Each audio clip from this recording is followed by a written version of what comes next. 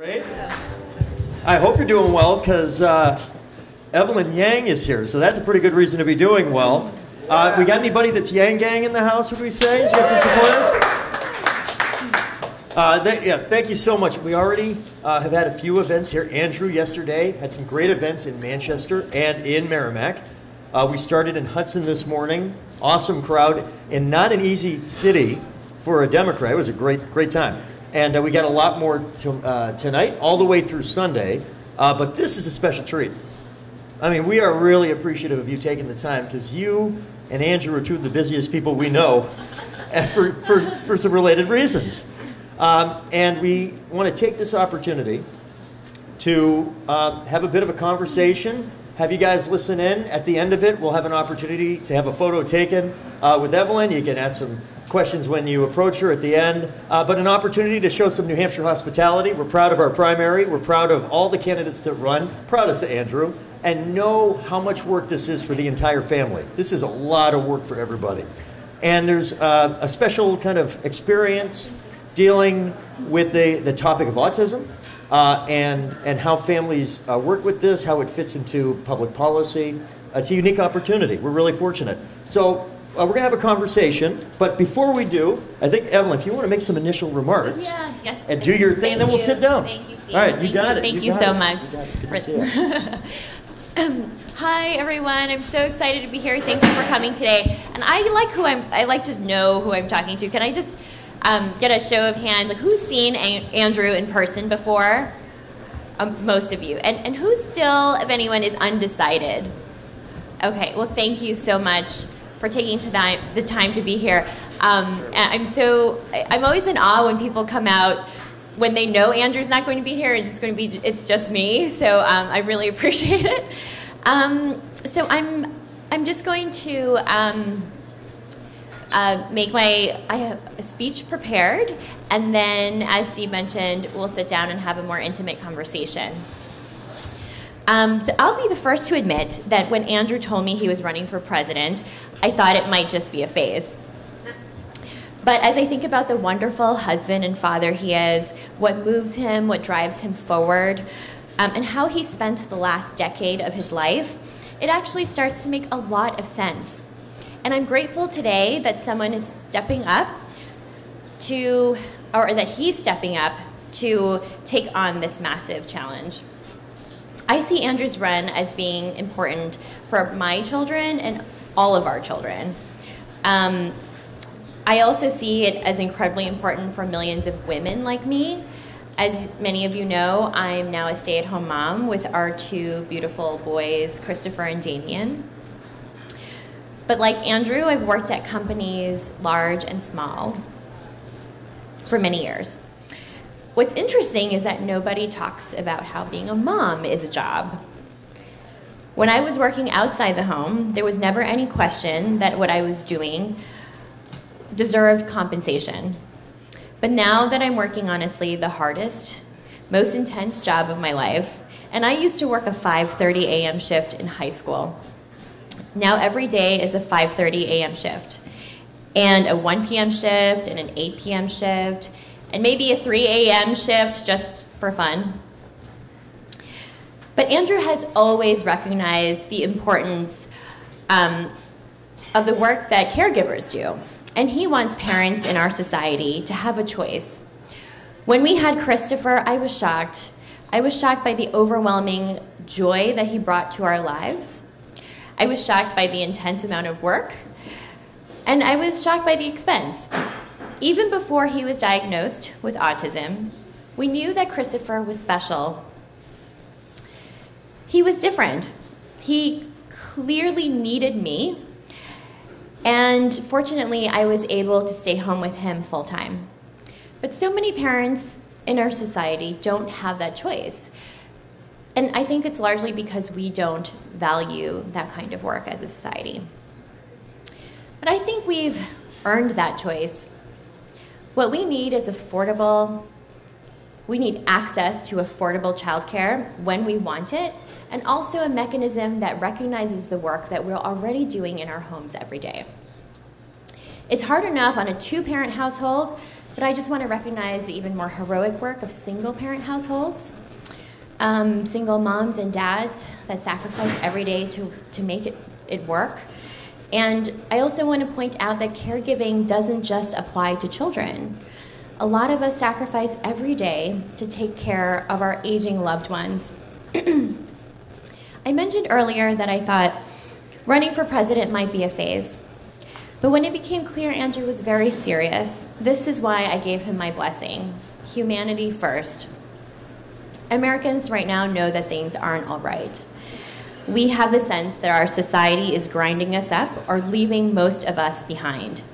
People are suffering, but the markets are booming. People are literally dying at unprecedented rates. A third of Americans are living in poverty. 70% of them are women and children. I'm talking about hunger and homelessness in the United States of America, where we have so much wealth. None of us should be okay with this. We have the ability to eradicate poverty, and I believe a moral obligation as a country to do so.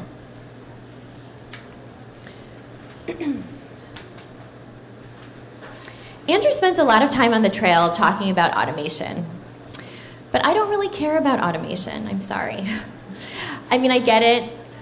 You'd have to be blind not to see the automation happening all around you. All you have to do is walk into any CVS and see that screens and kiosks are replacing human workers. But that's besides the point. What's irrefutable is that there are people starving now. There are homeless people now. There are financially dependent women stuck in abusive situations right now. Politicians can sit around debating the root of our woes, but no one is presenting an immediate solution for the most vulnerable in our society. Andrew is the only one addressing poverty in any meaningful way, which I honestly think is crazy given the largest field of progressive Democrats that we've ever had. A basic income is the most direct way to end poverty. Poverty is bad for humanity. Poverty is racist, poverty is sexist, and the freedom dividend is an anti-poverty policy. Of course, $1,000 a month can't solve all of our problems. We as a country have a lot of big systemic changes to work on, and if you have read any of Andrew's 150 plus policy proposals, then you know that he fully intends to work on them. But the freedom dividend, $1,000 a month in our hands, is a critical first step in the right direction. It will help pave the road ahead so that millions of Americans can finally lift their heads up, plan, save for a rainy day, and hope for a brighter future. That's why I so embrace this campaign and my husband's work putting humanity first. Humanity first is the reframing of human value, independent of the market. Human worth is not economic worth. This not so obvious truth becomes that much more salient as Americans face growing job insecurity. Humanity first is a powerful, transformative spirit of abundance that I love so much because it's a promise that no matter what happens, your country will have your back and put your family first. This brings me to one of the issues that are particularly close to my heart: families with disabilities and special needs, and how I would advocate for them. Being a parent of a child with autism, I know we're in a very special tribe. It takes a village: teachers, special educators, clinicians, therapists. I am like the CEO of Team Christopher. Andrew and I were blessed with a wonderful, funny, perfect, and autistic boy. We are lucky to have the resources to help give him what he needs. But so many families in our country are faced with this reality about their child, and they have access to nothing.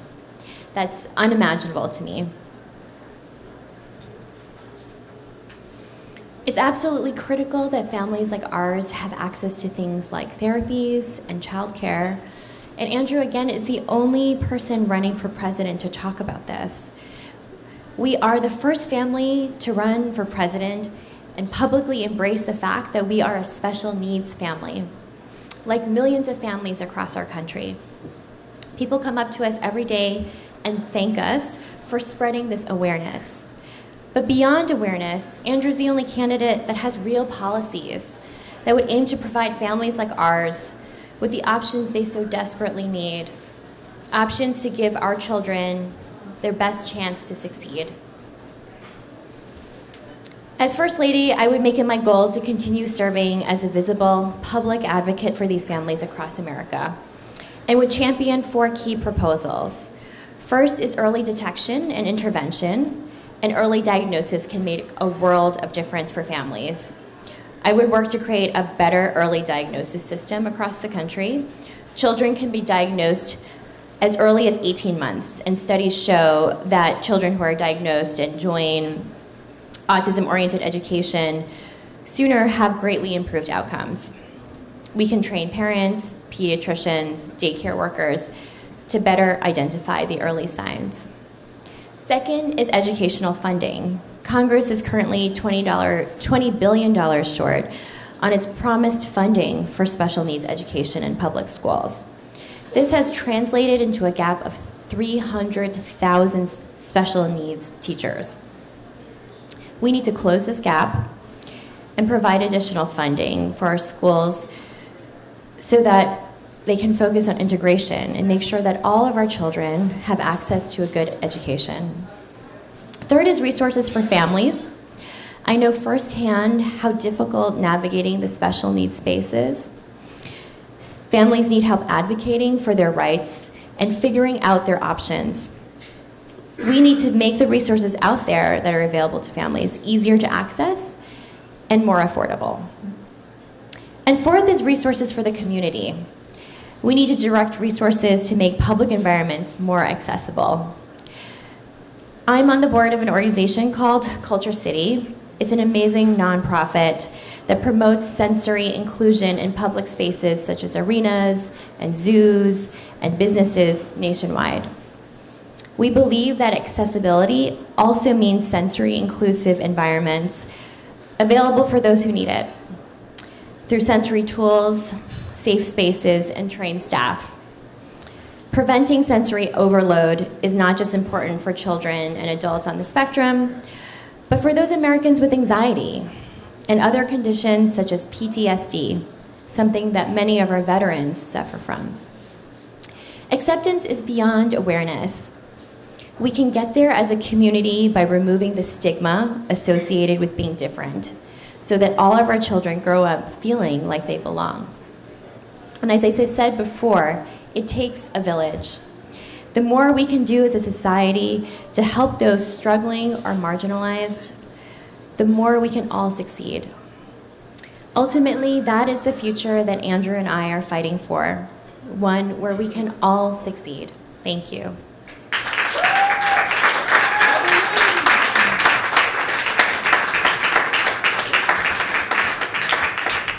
All right. Actually, if you want to grab that seat. Sure. That was great. Man, I'll put that here. How was your trip up here, by the way?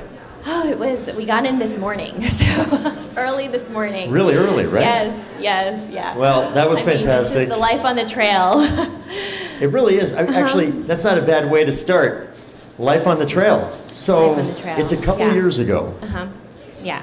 And Andrew's past is not political. I mean, this is out of nowhere, really. No. Talk for a minute. You alluded to it.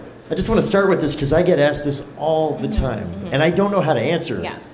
What was that like when the idea first came up, and how has that evolved over the last, 2+ years? Well, as I said, I thought it was just a phase, and I understand the frustration because it was coming out of the last election, and he was doing a lot of research and realized that it was largely due to automation and how it was affecting our job force. And if you have seen him speak, you know that Trump won in all the states all the swing states where they lost the most manufacturing jobs. And he started researching something called universal basic income. And that's really what sold me.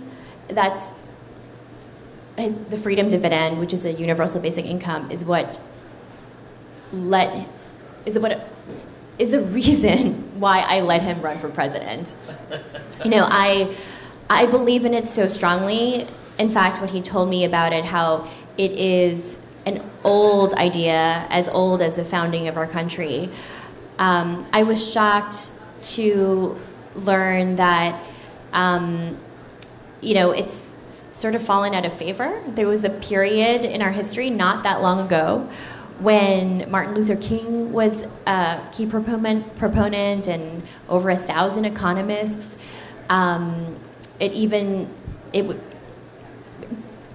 It almost became law. We were this really close to passing, under Nixon. Yeah.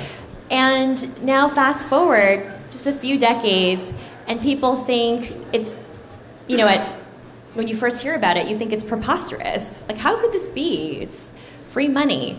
And we've been, Andrew and I talk about this all the time. It's like, what happened to our society? How did we become so brainwashed to think that economic value and human value are the same thing? And, I felt so strongly about this message that I gave him my blessing to run for president. And I said, you can go do this, but I am sure that people will pick up on it, and then you can come home. Everyone else will see how this is common sense. And, it's not just that the freedom dividend, it's coupled with the fact that all the gains in our society are at the very top now. And how do we distribute those gains to everyone else, right? All the gains are in technology. And how else do we access those gains if we don't have a mechanism for ourselves to share in that wealth, right? So that's why it's called a dividend. It's not called the freedom handout, it's a freedom dividend, right? And we all contribute. We all contribute with our data. We all contribute to that productivity that is making these companies so rich, these companies that are paying $0 in taxes. So all of that together, right, doesn't it sound like common sense? We have all these people with needs and people who could use additional resources, and there are all these resources that are being funneled to some very specific places. And I'm happy to say that people are picking up on the idea. Other candidates, it's become a topic on the national debate stage. So whatever he's doing, it's working. It's working. I just thought it was going to be a lot faster than what ended up happening, But still, I'm so proud of him. He has accelerated this message already by, I'm sure, many years, but there's still a lot of work to do. People are still, Andrew, like you said, we're not a political family. We never had any political ambition. Andrew's running for president, not because of himself. It's a cause much greater than himself. He's very problem and solution oriented, and it's not usually the case in politics. And so, it's not like he had this pre-existing base of people, and he's still building. And it's incredible how large the Yang Gang has already grown. Right. That's right. $16.5 million raised last quarter. Oh, yeah. Over 1 million donations, and people, America is still discovering him. So we all feel really good about where he's going. On that last point, in the last trip about a week and a half ago, and then last night and this morning, if I compare 3 months ago, I used to ask the same question. And you were there from practically the beginning, right? You were there from the start. Okay, you win. Yeah, I'm original Yang Gang. You're original. You're Yang Gang. Yes. N equals 1. Yeah. It used to be, we'd say, who here has seen Andrew speak before? And it would be 80%. And so it was this passionate but tight base. And then within the last few months, really the last month, it's now 80% first time. which is, of course, what we want. So last night we saw that, and I see Andrew's face light up in a new way as he sees the ratio literally flip from 80-20 one way to the other. Right. So the word is getting out, and the commonsensical nature of it that you described really well. It takes a while because it's a big country. Yeah. But it is getting out there. And it's very exciting to be a part of that and to have you here.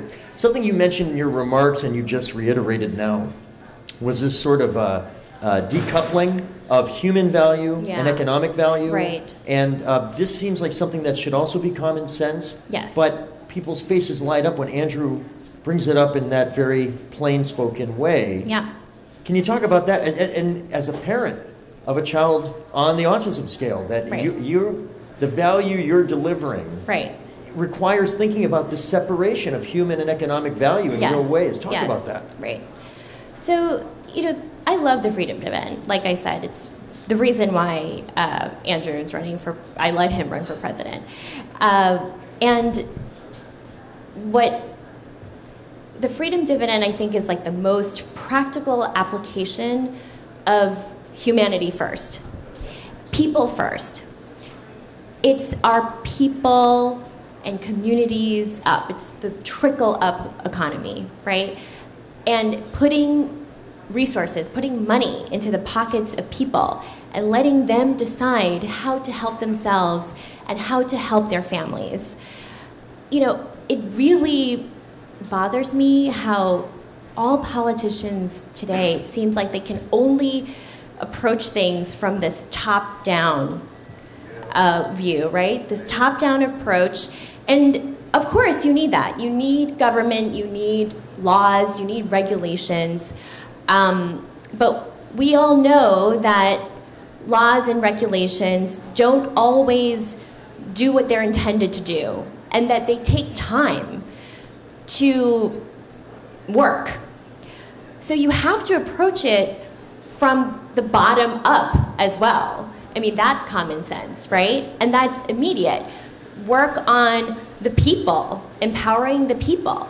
A very good example of that that always comes to mind when I think about this principle is climate change, right?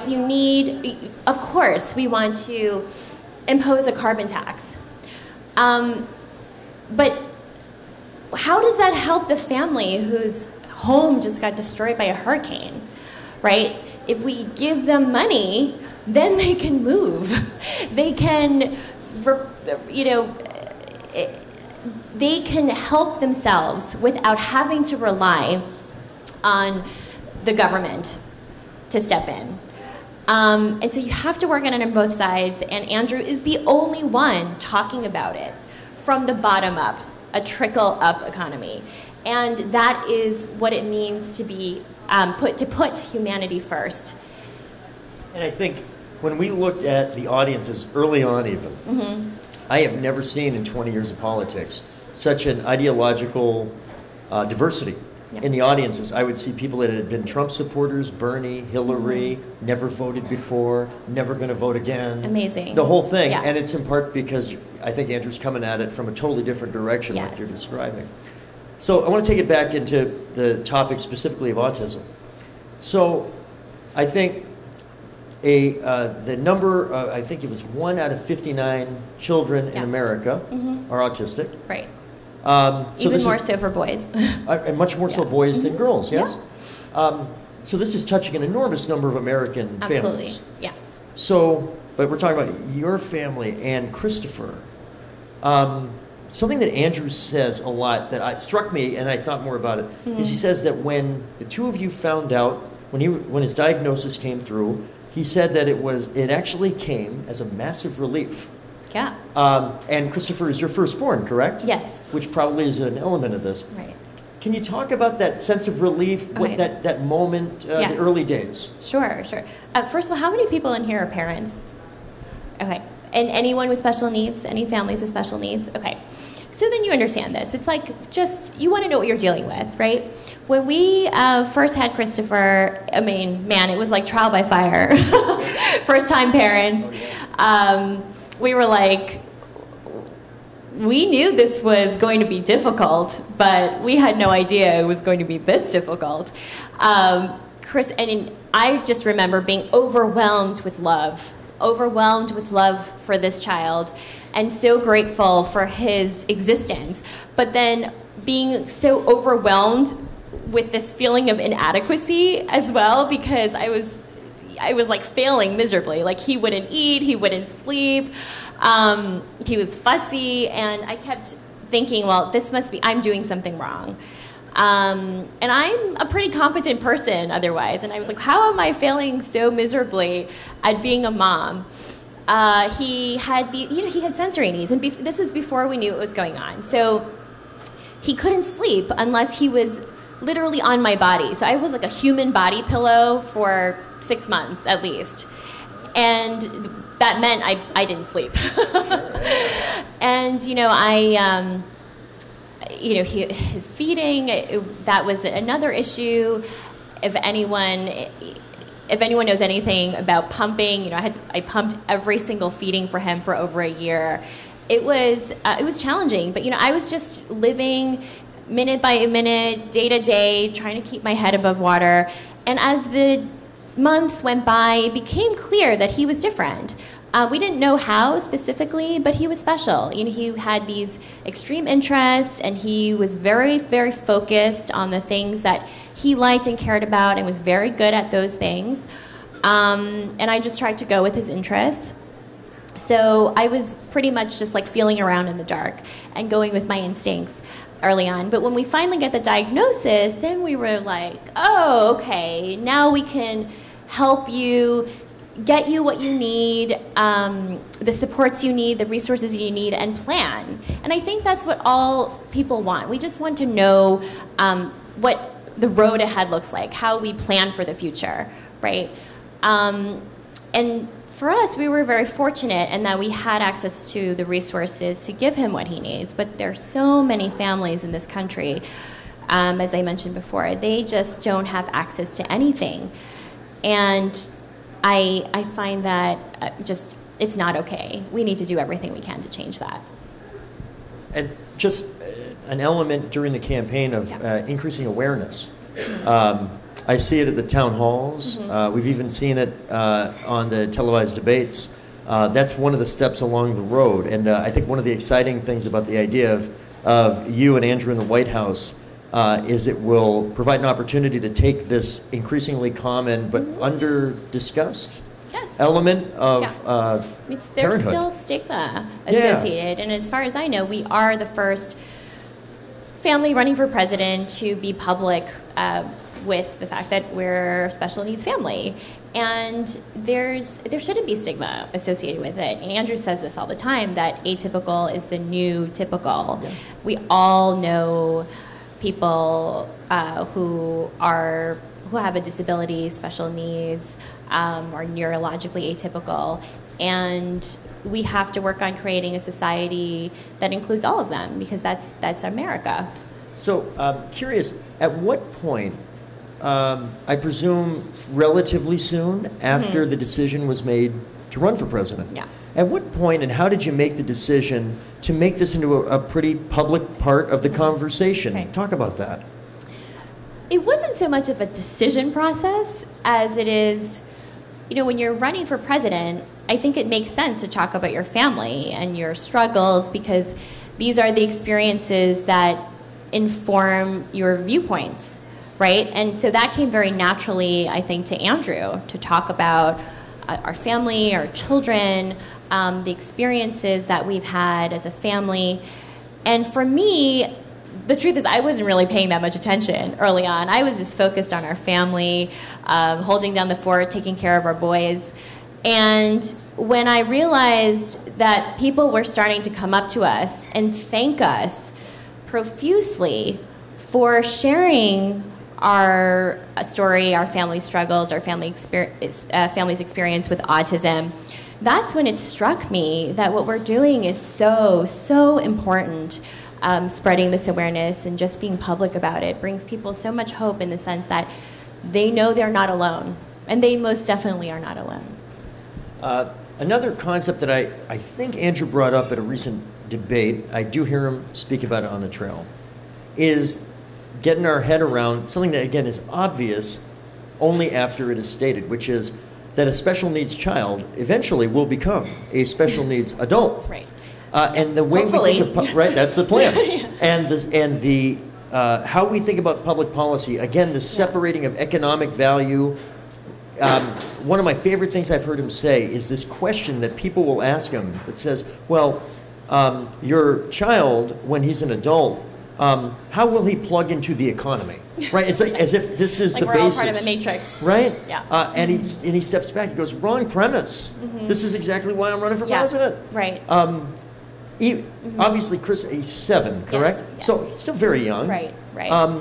Is there any part of your collective thought about the fact that, one day he will be a special needs adult? Sure. How do you think about that today? I mean, I think we all, parents, all like to try to imagine or envision our children's future when they're ideally independent from us. And when I think about that future, my greatest hope for Christopher is that he marries someone awesome and gives me grandkids. I know that's sort of selfish. And of course, that he lives a happy and fulfilled life, yada, yada. But yeah, he is very young, so it's hard now to project that far into the future, but it's absolutely a concern. It's absolutely a concern thinking about, how will he fit into society?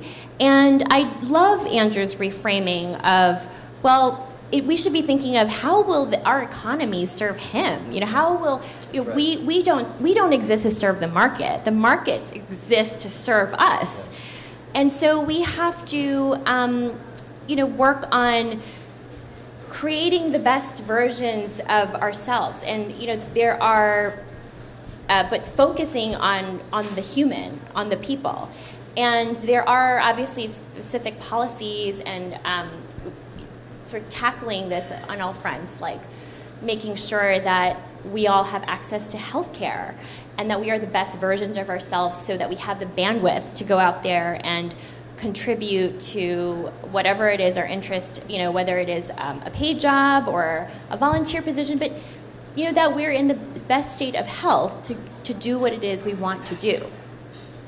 And then also obviously is education. Making sure that all our children are set up for success and have the opportunity to discover who they are, what they want to do, and enable them to be self-advocates. And also empowering the community organizations. Like I mentioned, I'm part of an organization now called Culture City. And they promote sensory inclusion in private spaces and public spaces, and they're doing something very cool specifically around like jobs, which I think is a very special approach. They work with corporations to train the staff on sensory inclusion, and these corporations are the kinds of corporations that realize the importance of special needs customers. And so they would naturally also be the corporations that would understand the importance of having special needs employees.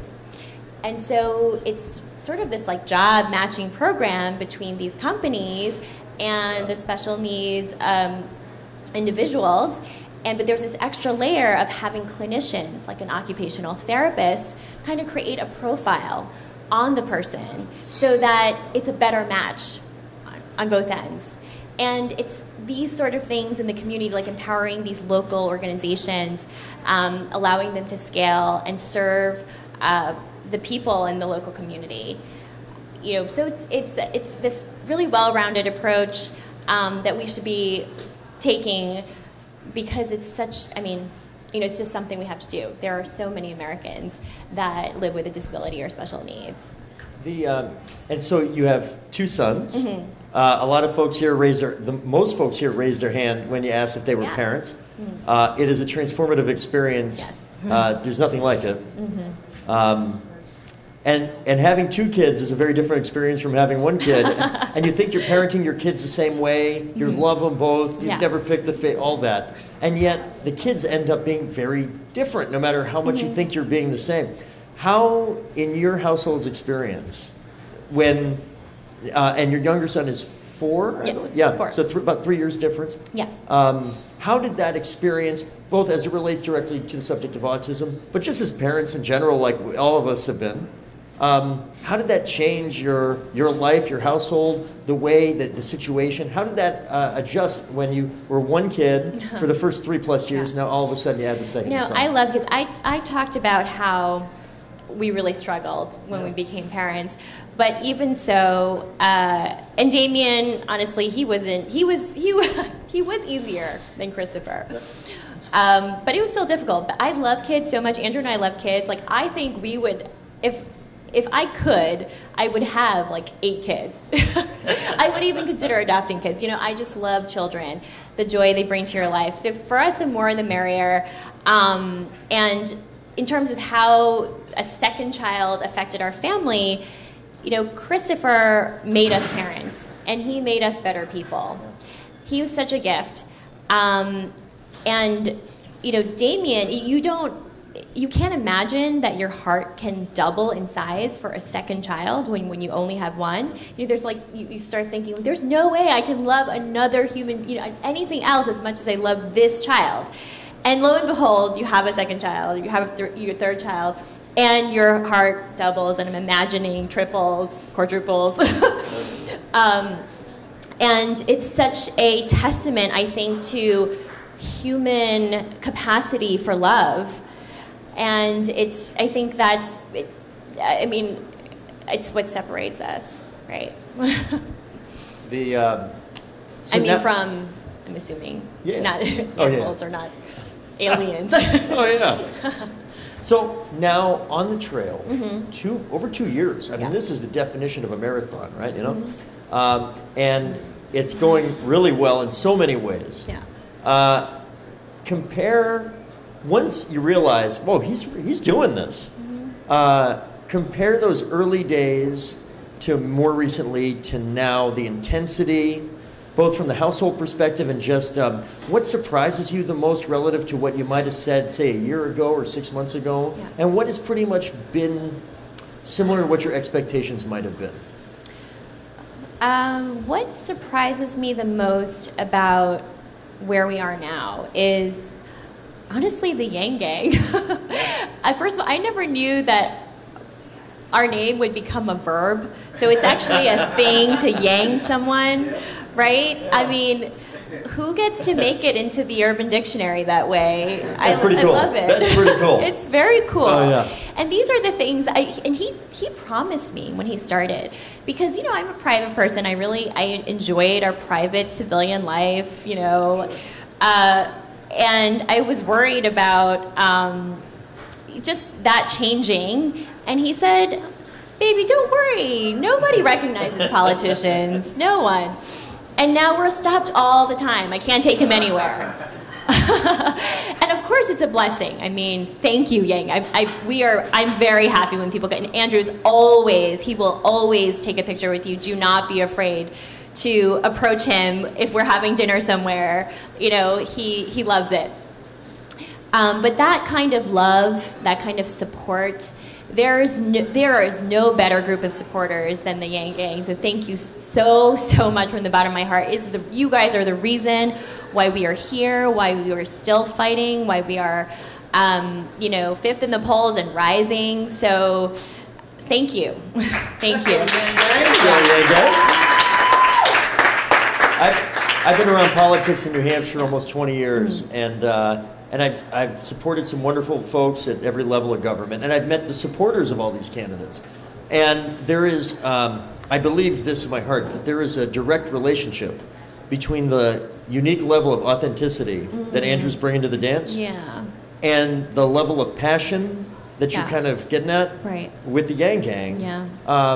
The more authentic the candidacy is, the more authentic the love from supporters, and frankly, the easier it is for supporters to Yang, Yang other people, because you almost have to just unleash them into their group of friends or their coworkers and just let the love come out. Yeah. And that sounds almost corny, but I've seen it firsthand in a way that I've not seen with other candidates for president or any other office. So, but it comes from the candidate, or else it doesn't work. It's that authenticity that you're speaking of, which people are always remarking on when it comes to Andrew. It's so refreshing, is what they say. And I mean, I know it. He is, you know, what you see is what you get with Andrew. He is exactly the same way when he's home as when he's out here. He is so fun. You know, I think that's one of the hardest things about having him run for president is that he's not home, and he's when he's home, everything is more fun. He's like the fun one, and I'm like the disciplinarian. So the boys miss him. I miss him.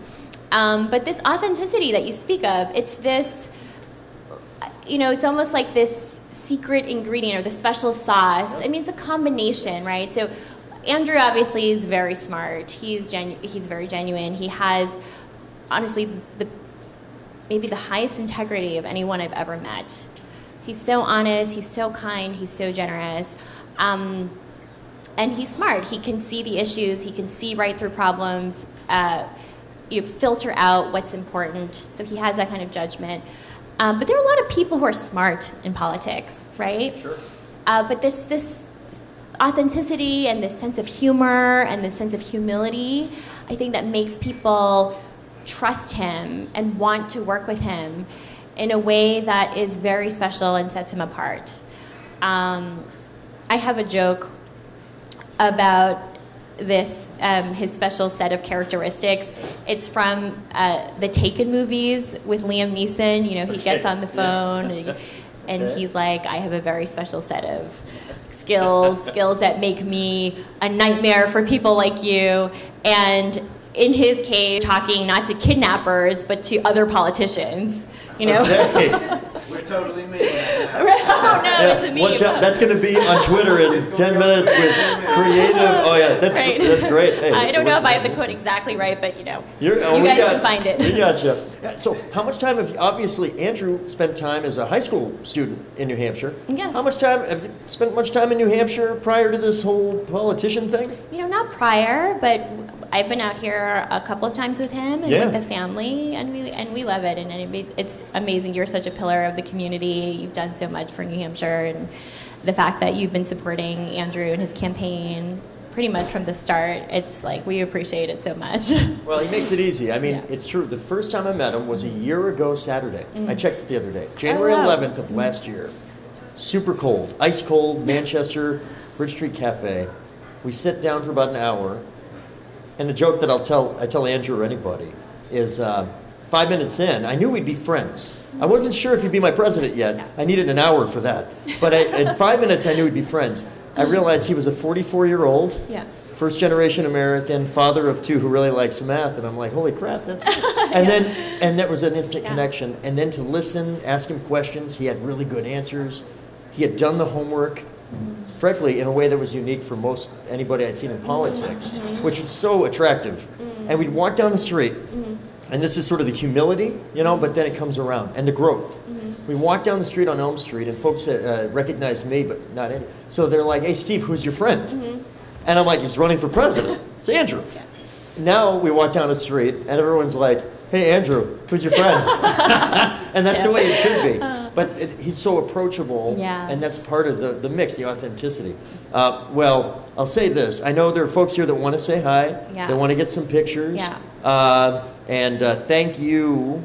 And I'll do it on behalf of the Yang Gang. And certainly, I think Americans, regardless of whether they're making their mind up or not, that I think I'd like to think appreciate that it's not just the candidate putting it all on the line. It's every bit as much, if not more, the family, the loved ones, the friends, the family, the spouses, the children, putting it on the line. This is an incredibly challenging, uniquely difficult endeavor, running for president.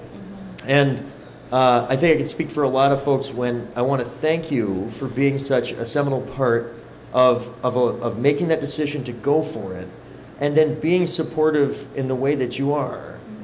This cannot happen without that. You cannot do this unless the family is supportive. It's not enough to be tolerant. It must be supportive, really, for it to go well. Right. And Andrew speaks so well of you and the kids and the support. It is difficult to overstate how important that is. So I think it's fair to say on behalf of the Yang Gang, thank you so much. Thank you guys. Thank you guys. And thank you, Steve. And in the weeks to come, in the general, we're a swing state. So after the primary, we'll have you back this fall so we can make sure we keep New Hampshire blue for Andrew. And then the re-elect, and I'm not trying to be presumptuous, but you got to think big. And New Hampshire, I think you'll find, is going to be such a friendly, hospitable place, and we'll give you every excuse to come back well after February 11th's primary and for years beyond. So I'm looking forward to it. That's great. Well, thank you again, ladies and gentlemen. Evelyn Yang. Evelyn Yang. Thank you. Does anyone have any questions, or do we want to take some photos? Short? Yep. Okay.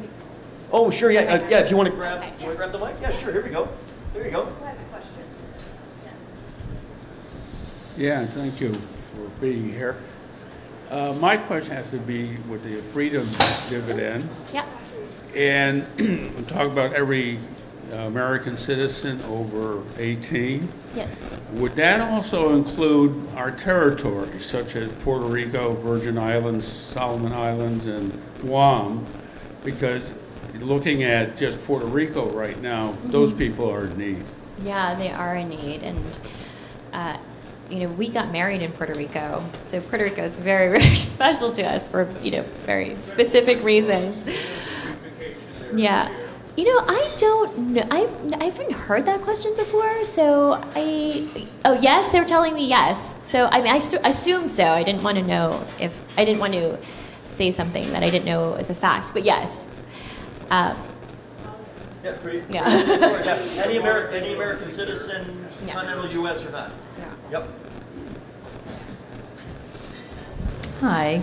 I was the parent president of the Autism Society of New Hampshire for 10 years. Oh, thank I have you a for son your work. who's Thank you. 33 who I have a letter for you and my resume that I wanted to leave with you. Okay. But my question is, I wondered if you had read Michelle Obama's Becoming as a potential first lady. I have, and it didn't have anything to do with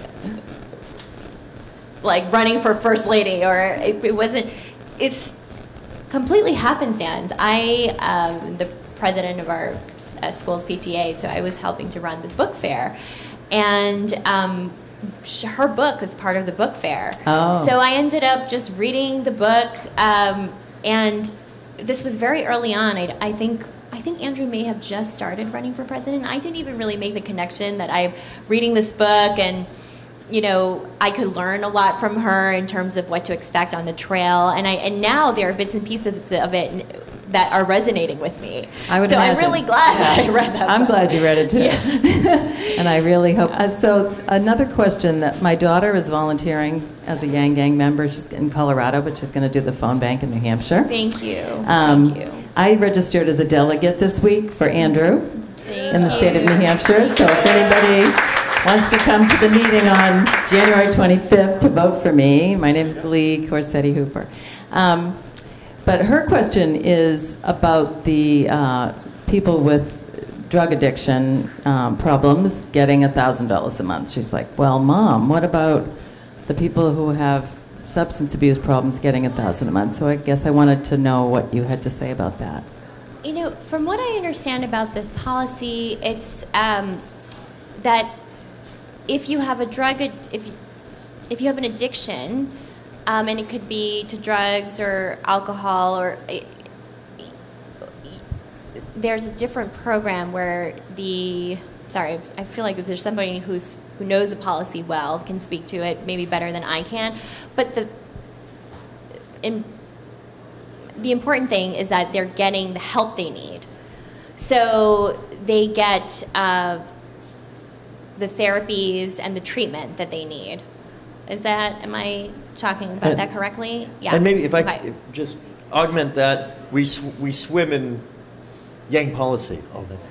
Two elements. First of all, in terms of the $1,000 a month, an important element of it is its universality.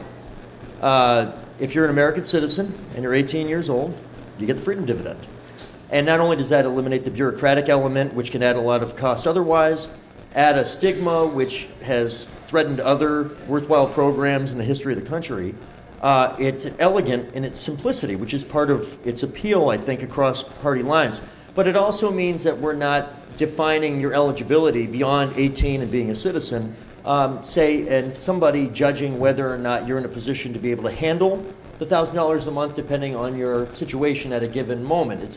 Would be the ultimate judgment call in a lot of ways. So the simplicity and part of its appeal, its elegance, sort of gets at that. And the second is Andrew talks regularly about the importance of not just focusing on the freedom dividend, but so many other programs as part of restitching a social safety net, which in a lot of ways has been torn at consciously and unconsciously over the course of 40 plus years. And part of that is helping people get back on their feet due to addiction or maluse and dependence. And he talks about that a lot too. So while the freedom dividend may get the most attention, I get why, it's only a part of the rebuilding of the social safety net that allows people to be the best they can be. Yeah.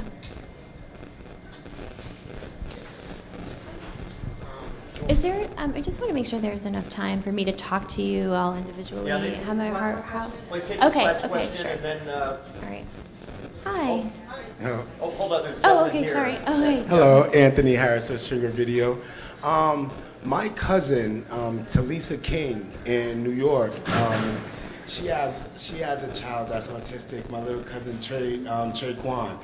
And when he was born, they had some of the same issues that you had. They didn't know he was autistic yet. And then he had a lot of complications, and he developed cerebral palsy also.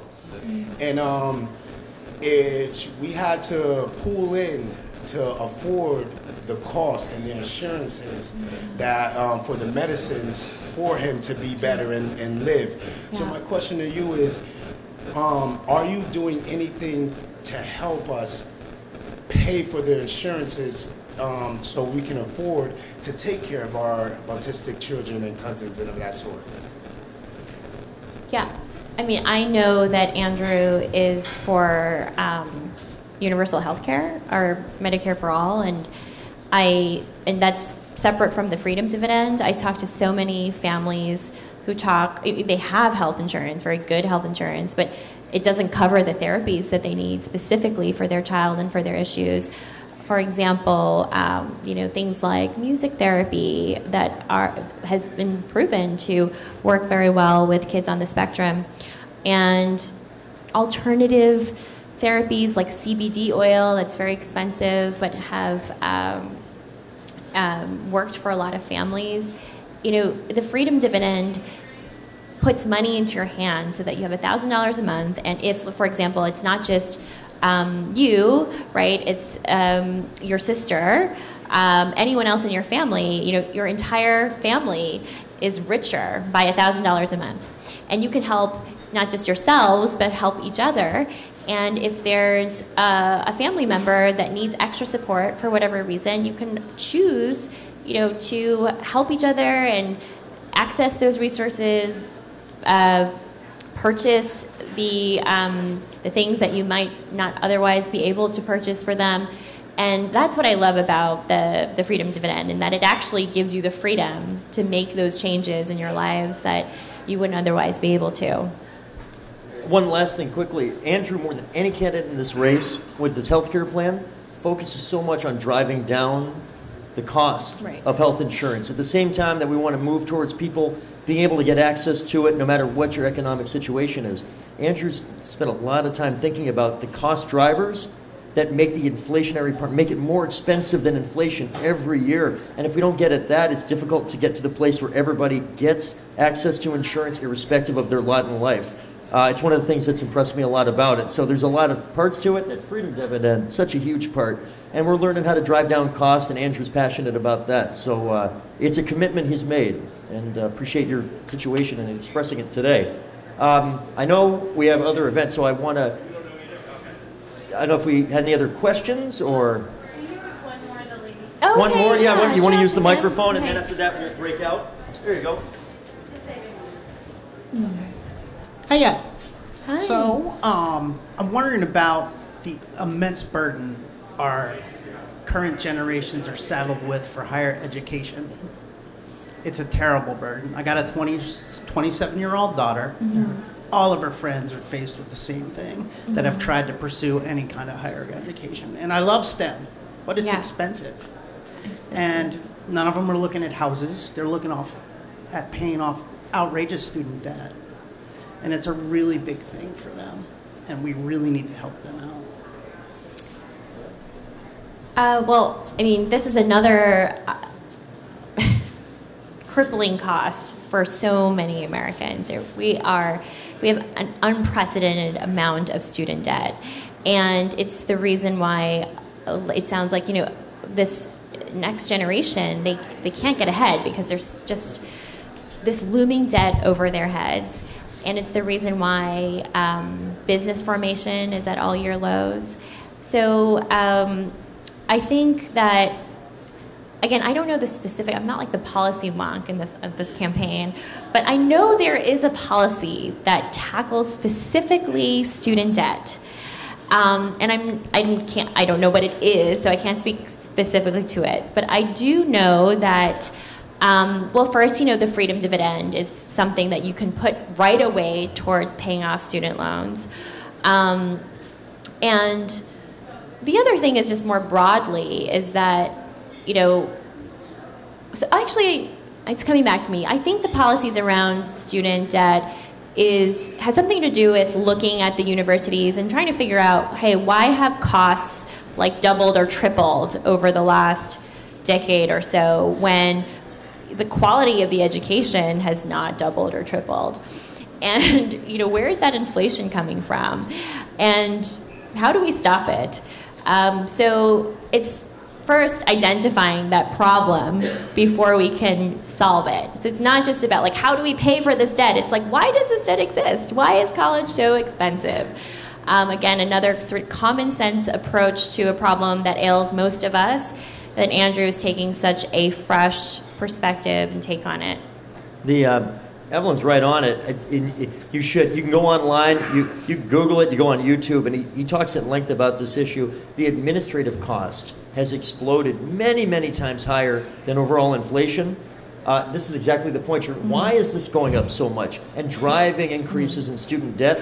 And so he's got some specific policies about being able to measure what your administrative cost is as a percentage of all the education, and then providing carrots and sticks for universities, private, public, whatever, that reward those that drive down administrative costs as a percentage of the bill for your kid, because it doesn't improve student outcomes. Why is it double or triple? It's not 2 or 3 times better education.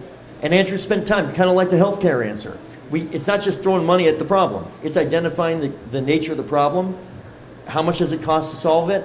How do we raise that money in a sustainable way? Rinse and repeat. I've never seen a candidate like Andrew able to do that. That's why he should be president and why Evelyn should be the First Lady of the United States in 2021.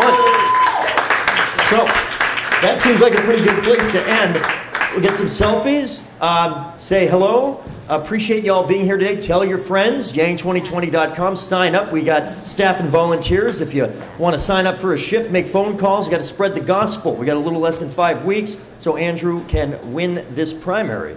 Thank you again for being here, and we will see you all soon. Thanks, Evelyn. Thank you. Thanks, Evelyn. Great to see you.